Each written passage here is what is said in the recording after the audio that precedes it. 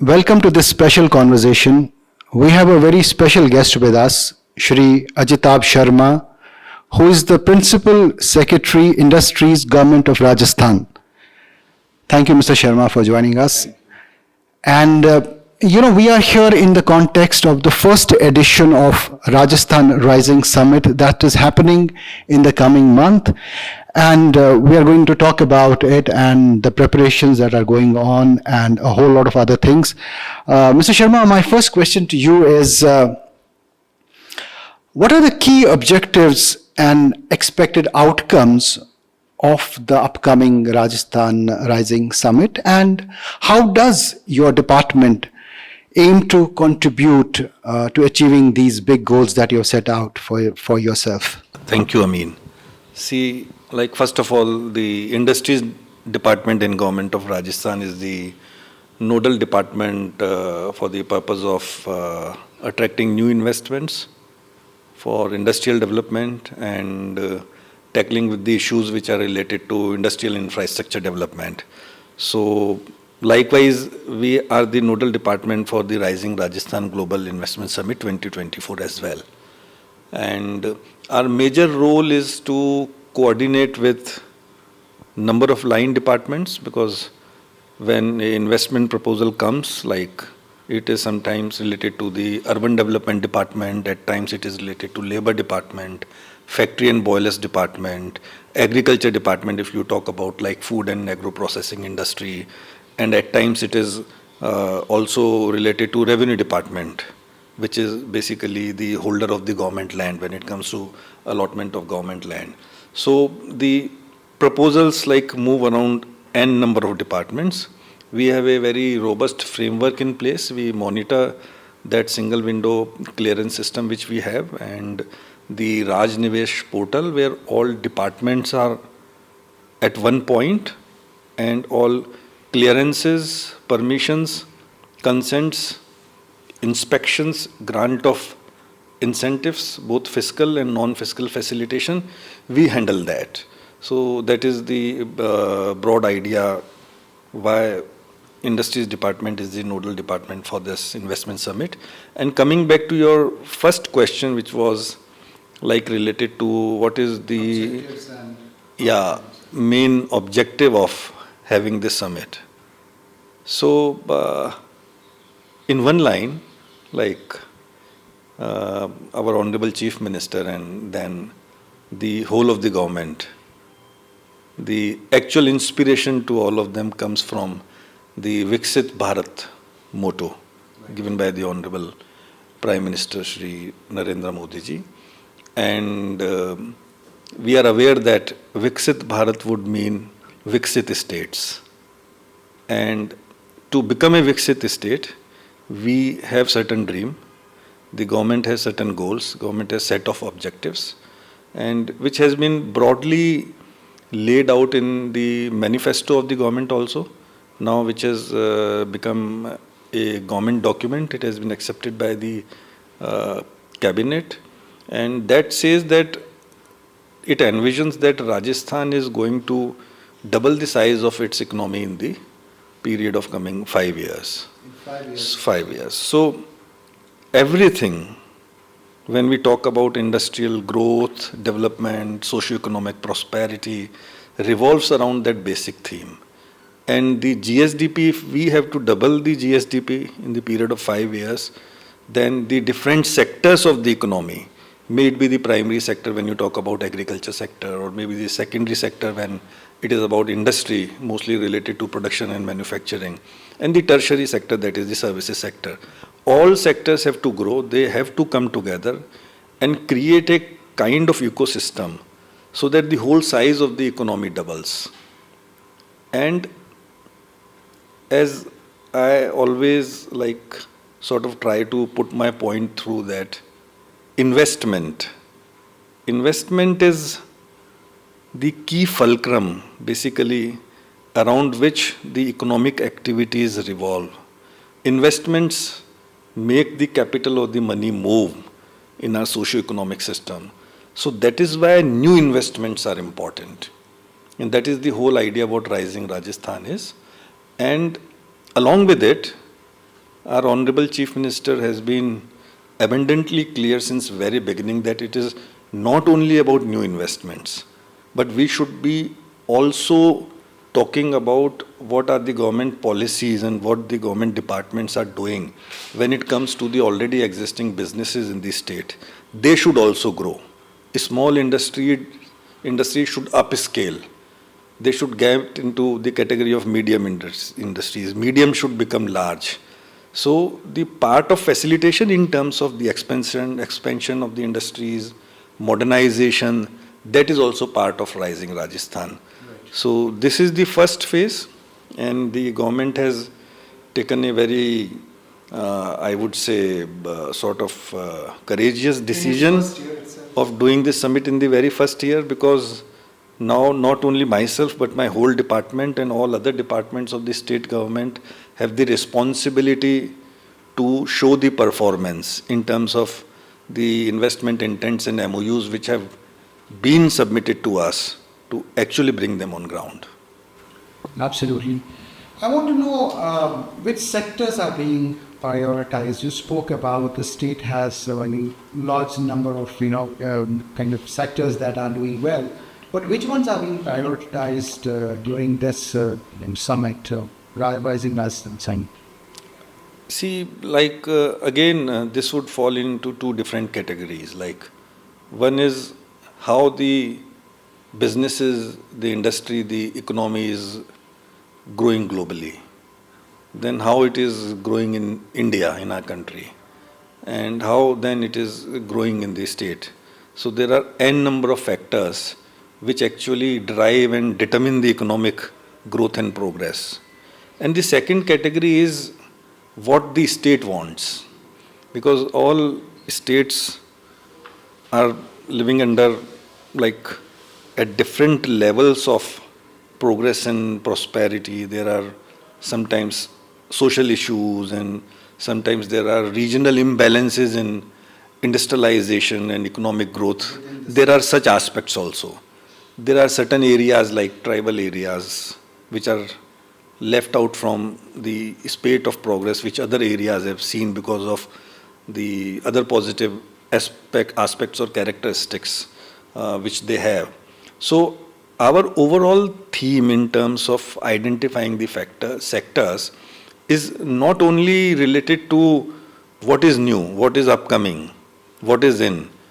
It is also sort of the mandate which my department has been given is to sort of create a more uniformity in industrialization.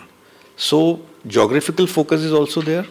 And then we try to zero in, like if I talk about western part of Rajasthan, so which was mostly desert and semi-arid and very less culturable area, no agriculture is there. And so now renewable energy. So other industries would not be ready to go into that area, but there is a lot of wasteland and barren land which cannot be cultivated. There is shortage of water supply. So renewable energy generation plants would come up very easily there.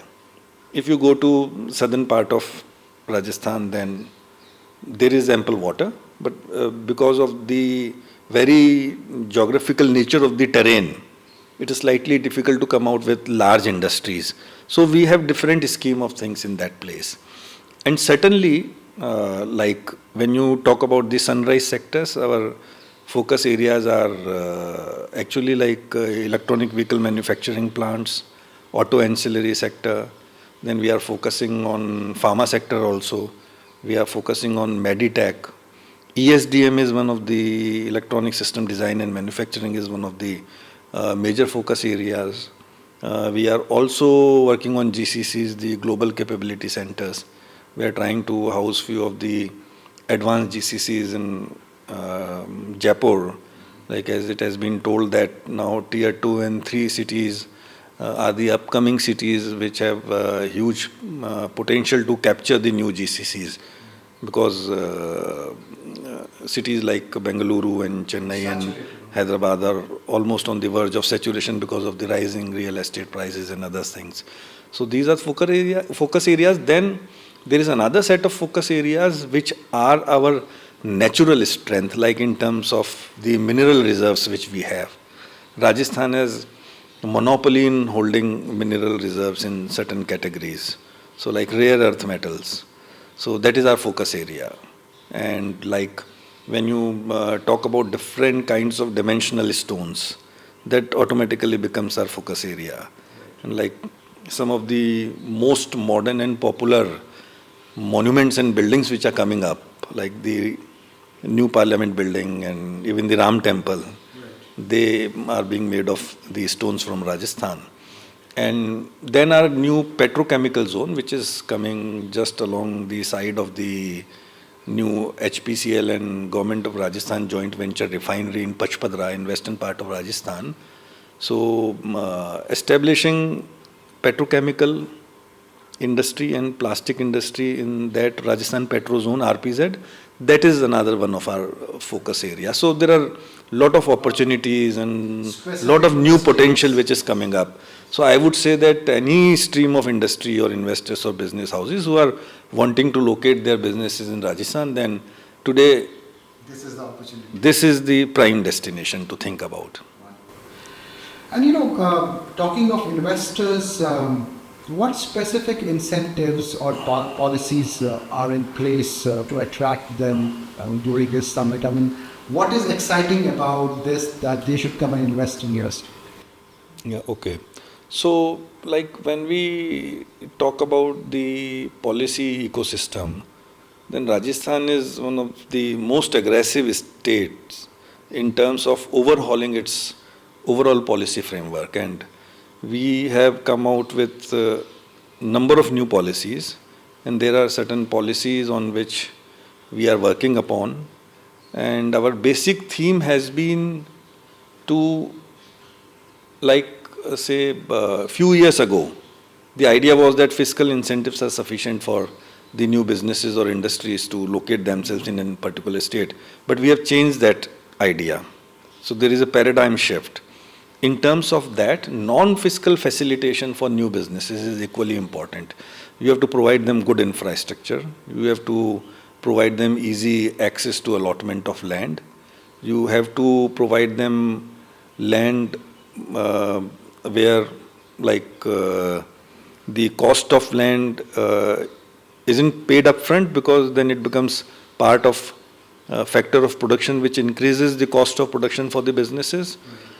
Water, energy, then we are paying a lot of attention. So for this, we have private industrial park policy, where we are coming up with the idea that it should not only be the government owned corporation which should be developing the industrial parks for setting up of new industries, but we should be partnering with even the private businesses to set up the new industrial parks. So we have few good examples here in Rajasthan.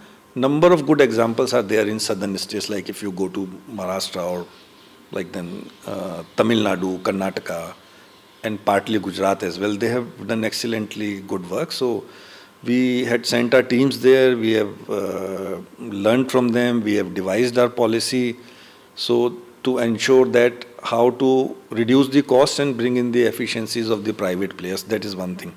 Another thing is that we are giving lot of focus on logistics, because logistics is another part of cost of production, how it can be reduced. And Government of India, Ministry of Commerce, DPIIT particularly, has been paying a lot of attention and has been advocating it quite a lot and messaging it to the state governments that try to reduce the logistic costs so that the industries of India become more competitive globally.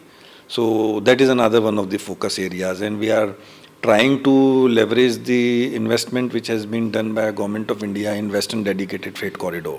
So there are number of railway stations, number of loading and unloading points, so multimodal logistic parks at some places, then logistic hubs at certain points, locations for warehousing facilities. We are trying to give them good connectivity with the national highways. And if there are certain junctions on WDFC, and if there isn't any industrial park at that particular place, I mean with sufficient or robust industrial infrastructure, then we are planning to develop new industrial areas or sector-specific industrial parks also in such areas. So this is the second area. So like what I call them is like the horizontal policy intervention. So like you provide facilities where all the units can come and take similar benefit. And then you have targeted or vertical incentives under certain schemes where a particular unit would get that benefit.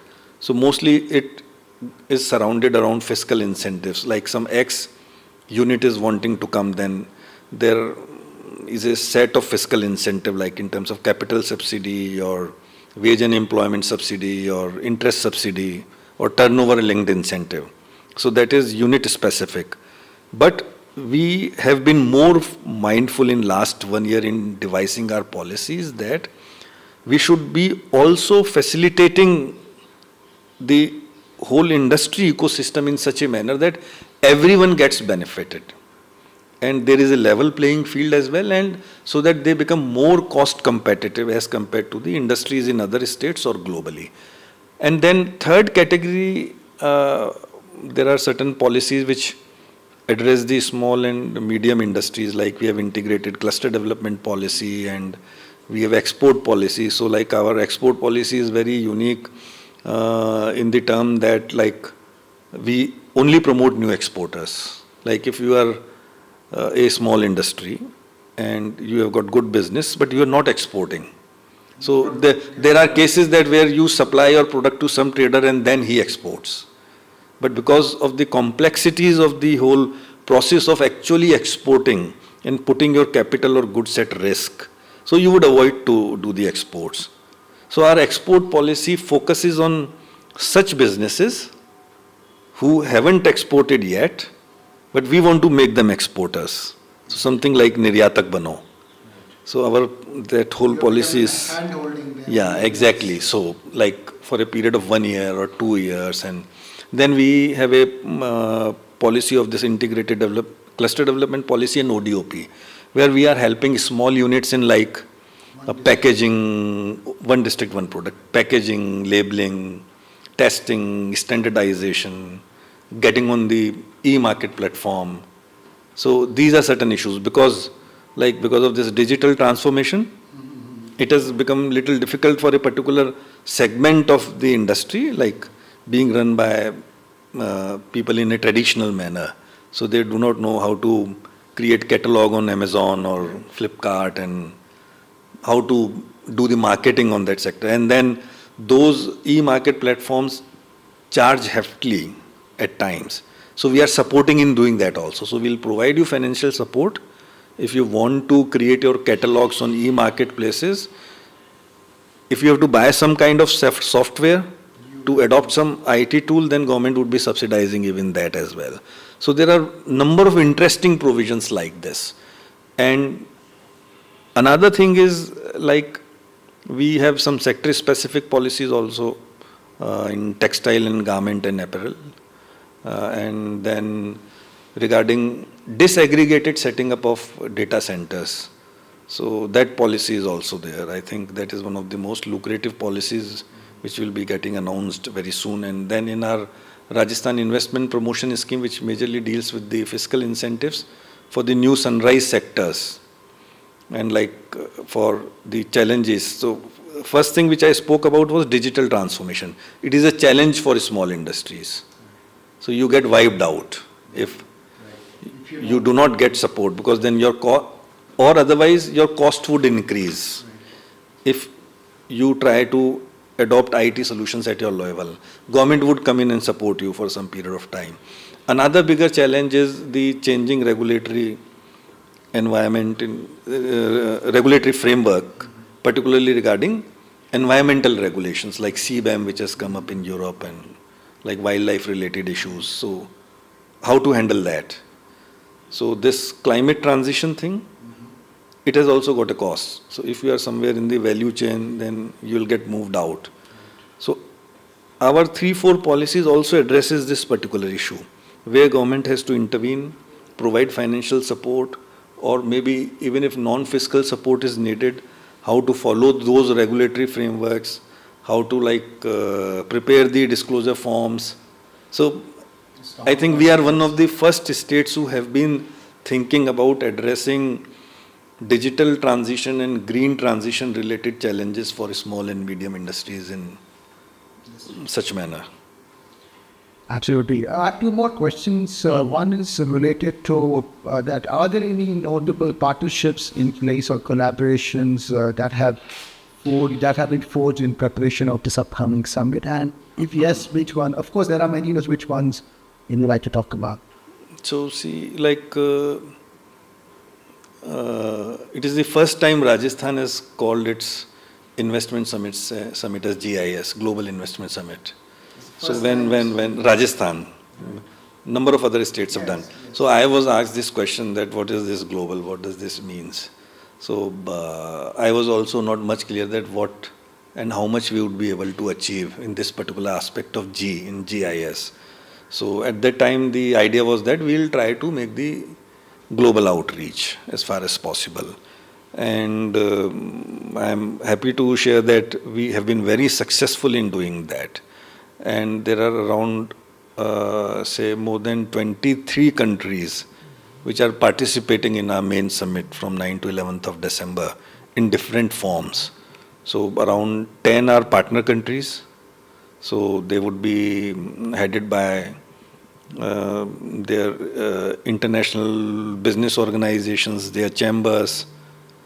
Ambassadors are coming in number of countries. They are also representing.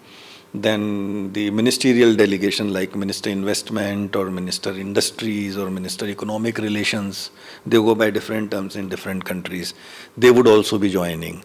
And then we have some industry-specific organizations also which are joining us from 9th to 11th, like Korean Stone Organization. They are coming with a big delegation.